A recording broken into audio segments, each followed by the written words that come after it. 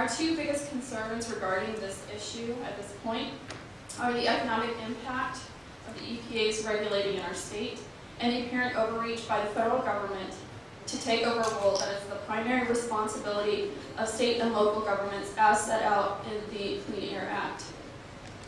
The federal government has given a tremendous amount of power to the EPA, which this agency is not accountable to voters, to regulate the energy industry in our state. Last year, the Obama administration encouraged the EPA to radically expand its power in order to regulate all stationary emitting sources of greenhouse gases. In practical terms, the new powers mean that the EPA can set strict new limits for industry-based carbon emissions without Congress being involved at all. For Texas, this will mean expensive compliance costs for Texas businesses and the state's biggest employers. These new costs will hurt job growth in Texas and slow the state's overall economy. It is not unreasonable to expect the EPA to continually seek new expansions of its authority outside of the traditional powers.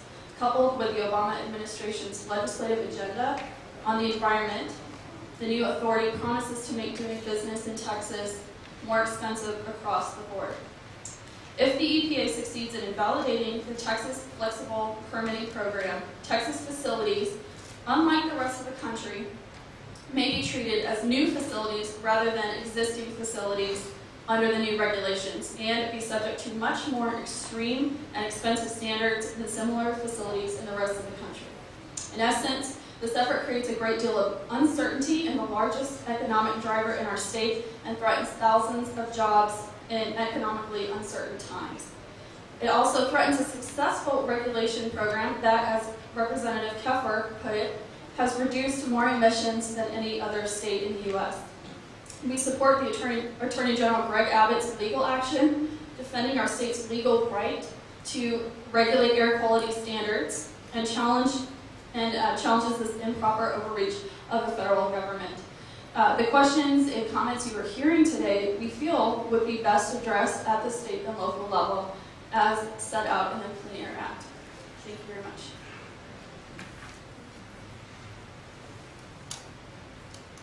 My name is Sarah McGarry. I'm with Texans for Responsible and Accountable Energy Development. We're a group of citizens in Denton County. Most of the members live very, very close to gas drilling operations, and they came to me. I'm a local attorney. They came to me really, I could say, out of desperation for a situation that they found is completely untenable at the state and local regulatory level. Basically, I just like to emphasize that our interest here isn't political by any means. It's a health and safety issue, and it's a government accountability issue. The group has already approached the city councils where we live. They've been very unsuccessful with the state regulators and enforcing the very few and laxly enforced laws that do exist at the state level. So we're looking to the EPA as kind of the last hope for real, meaningful enforcement of the Clean Air Act and of the public health and safety. I want to dispel some myths that I hear constantly at these meetings. First is that regulation is going to be a job killer. Basically, there is a cost to oil and gas production, and right now it's being borne by the public in the form of health risks and safety issues in the long term that we have no idea what they are at this time. Somebody has to pay for those, and regulation is a means for the actual people who are responsible for them to pay for them. It's an externality. We'd like to leave it with the actual producers. Another myth is that there's already adequate protection at the state level and at the local level. All you really have to do is listen to the state regulators who come here. Words have meanings, and the words that you'll hear out of their mouths are, we hope, we believe, we think there might be something we could do, maybe, there's a chance. This is, classic enabling language. You can tell that they're really partners with the industry. They're not a regulator. They're not an enforcer of the laws. They're there to see what they can do and kind of hopefully something will happen.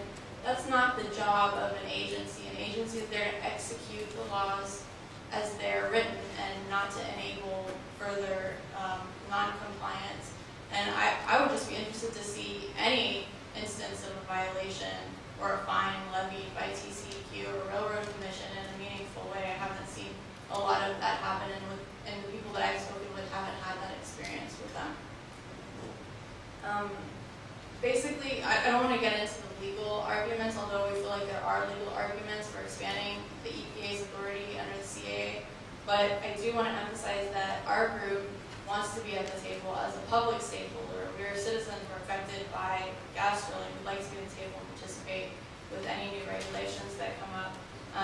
And we want to also work with the industry to the extent that they'd like to work with us. We do believe that there needs to be gas production in this country. We have safe domestic sources of energy. We just want the corporate citizens to act the same way that regular citizens have to act, which is follow the rule of law and do the best practices for everybody. That's the carrot. The stick is that obviously litigation is not off the table for us, and I do have to put that out there because I'm an attorney. So.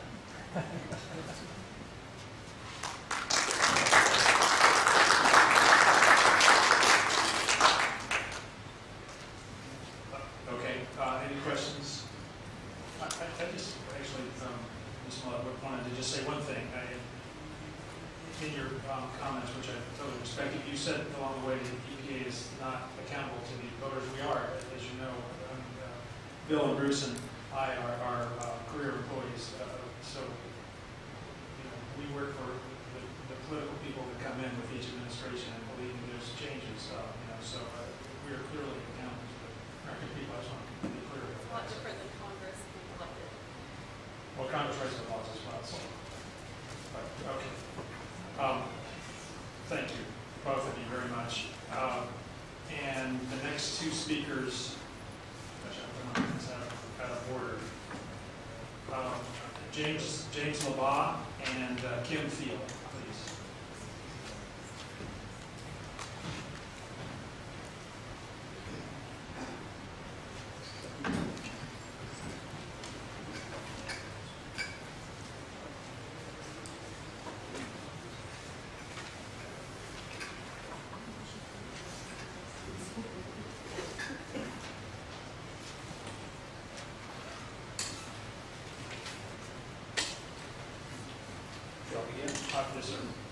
Thank you, members. My name is James LaBaugh. I'm a tax policy consultant for the Texas Oil and Gas Association. I want to thank you all for being here today. I know how much fun you must be having up there. I've just provided you a copy of this document, Fueling the Texas Economy. I think you all have already heard quite a bit about the Texas economy that affects the oil and gas industry, so I wanted to spend a little time talking about the revenue implications that accrue to state and local government. In a previous life, I was the state's chief revenue estimator, and off and on for 6 years, I worried about the state of the oil and gas industry because they paid so much of the taxes. Now that I'm consulting to them, I worry about them for other reasons. But the tie between the viability of the oil and gas industry and that of Texas state and local governments remains very strong. Oil and gas pays a tremendous amount of the taxes in Texas, and that includes state and local governments. In order for our government finances to remain viable, we have to have a viable oil and gas industry in the state. It's just the kind of tax structure we have set up. Just about 10 minutes from here, I think a lot of people drove past the spectacular new piece of Texas investment, Cowboy Stadium. I think most of us have seen it, heard about it. That's $1 billion investment. But I don't think many people know we get about the equivalent of a new Cowboy Stadium on the ground every month from oil and gas development. $1 billion a month gets spent, put into the ground in Texas from our oil and gas producers, and it's all subject to property tax. We've had over $15 billion in investment last year alone, just from oil and gas. And that was a down year. It was $22 billion the previous year. It all ends up in property tax bases. We now have over $100 billion in local property tax bases just from the mineral interests in oil and gas. To say nothing of downstream properties, but over $100 billion of our property tax base is made up of oil and gas mineral properties. And it's all under our feet. We don't really think about it. It's all subject to the same kind of property taxes that we pay in our homes.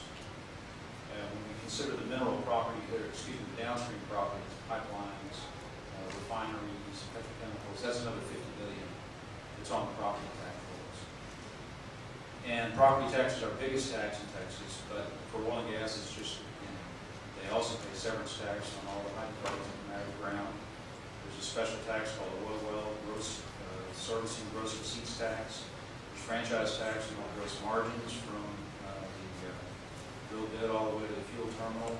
Sales tax on a lot of that stuff. If you buy a drill bit, it's $40,000 plus tax. Just like if you bought a new iPhone, sales tax applies to quite a bit. So whatever it is, you name it, if it's a tax, oil and gas helps to pay it. And even beyond the taxes that are paid, we have two major endowment funds in the state that benefit public education. There's the PUF, the University Fund, and the ESF, Permanent School Fund.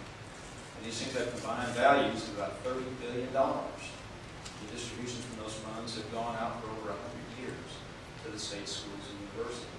But guess where the money came from? And still comes from. It's capitalized by royalties in oil and gas.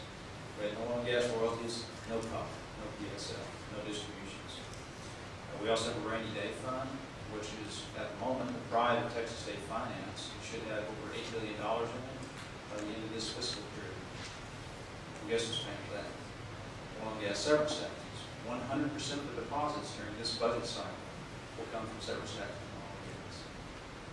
And hopefully that'll help other folks from having to pay more taxes in the next budget session. As you know, the state's facing a very serious budget challenge in the next legislative session. And I think it's almost a foregone conclusion, at least some of that's going to be mitigated by the use of the rainy day fund. So we're glad to have it, glad to pay into it, but we have to be in business first. And so even as our economy is diversified, since I've been in this line of business about 25 years, the state economy is diversified, the fiscal structure of the state and local governments remains heavily influenced by the size and condition of the oil and gas business. If I were to draw your attention to just one item in this, I don't want to dwell too much on it, but the graphic man with the red hat, there was a table in here identifying the amount of taxes paid by the industry. There's $9.9 billion for this year. And I don't think any other industry is capable of picking up that kind of slack. We don't have oil and gas capability to pay for government. I'm not sure how government finances itself. So we just ask you to consider these things as you deliberate your issues. I know that you have to, but that they may have fiscal implications for state and local governments. Entities that provide services to real people, hospitals, junior colleges, junior school districts, as well as the state. And we don't want to lose this gem of the economy or its ability to finance government. So thank you again, and if you all have any questions, I'd be happy to try to answer. Thank you.